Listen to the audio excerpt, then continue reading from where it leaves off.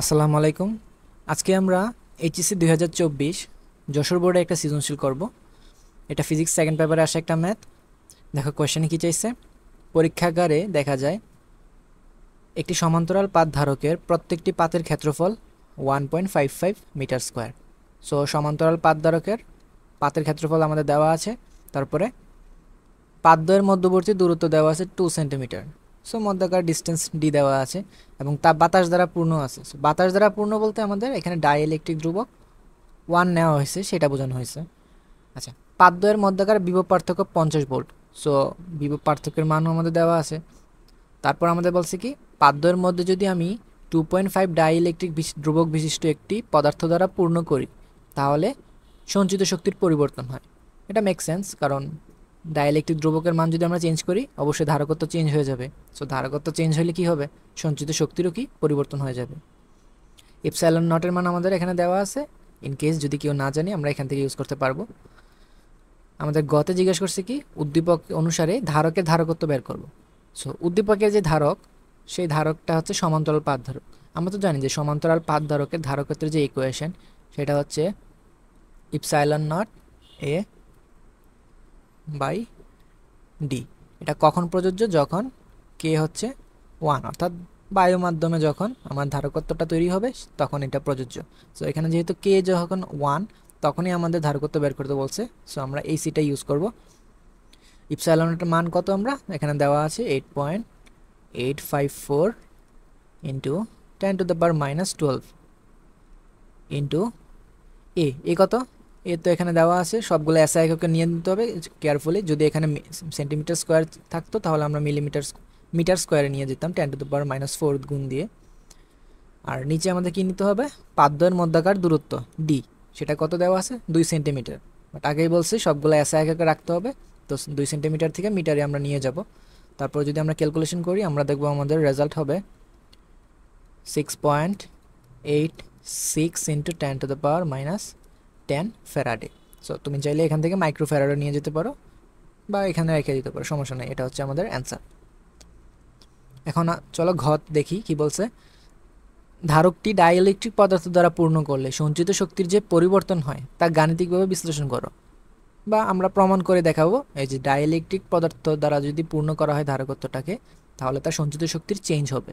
So change হওয়ার আগে বা কোনো কিছু চেঞ্জ করার আগে পূর্বে কতটুকু এনার্জি ছিল সেটা আমরা আগে বের করে ফেলি। সো আমরা ই নট দিয়ে সেটা প্রকাশ করলাম। আমরা জানি ধারকের সঞ্চিত শক্তির ইকুয়েশন অনেক ধরনের হয়, বাট আমাদের এখানে ডাটার উপর ভিত্তি করে আমাদের নিতে হবে যে কোন কোন সূত্রটা আমাদের ইউজ করতে হবে। এখানে এখানে কোয়েশ্চেনে একটা ডাটা এক্সট্রা দেওয়া আছে, দেখো ভোল্টেজের মান সেটা দেওয়া আছে। সো ভোল্টেজ দিয়ে ধারকত্বের যে ইকুয়েশন সঞ্চিত শক্তি সেটা আমাদের ইউজ করতে হবে। এবং সেটা কি, সেটা হচ্ছে দুইটা, হাফ সিভি স্কোয়ার হতে পারে, তাহলে কি হতে হবে half into Q into B, সেটাও ইউজ করা যেতে পারে। বাট এখানে যেহেতু চার্জ দেওয়া নাই সো আমরা এই ইকুয়েশনটা ইউজ করতে পারবো না। সো হাফ সিভি স্কোয়ার এটাই আমরা ইউজ করি।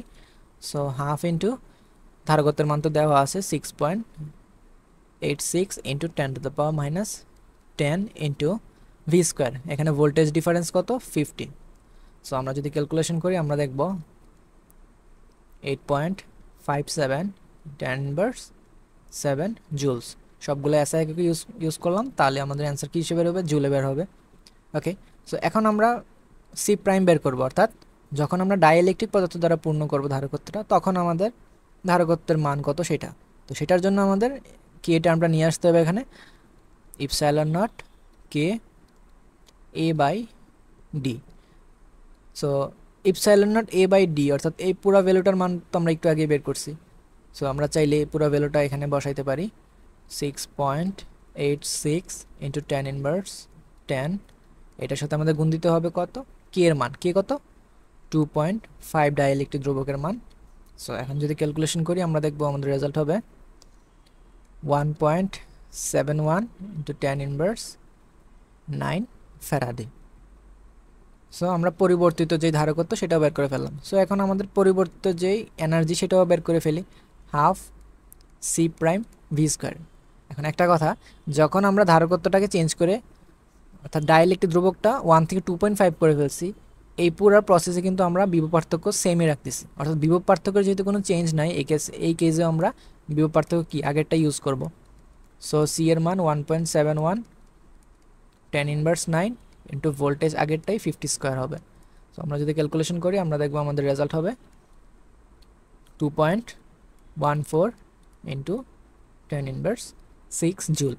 তার মানে আমরা দেখতেই পাইতেছি আগে ছিল এত, এখন পরিবর্তন হয়ে গেছে কত, 2.14 10 ইনভার্স -6, অর্থাৎ অনেক বেশি পরিমাণ এনার্জি বেড়ে গেল।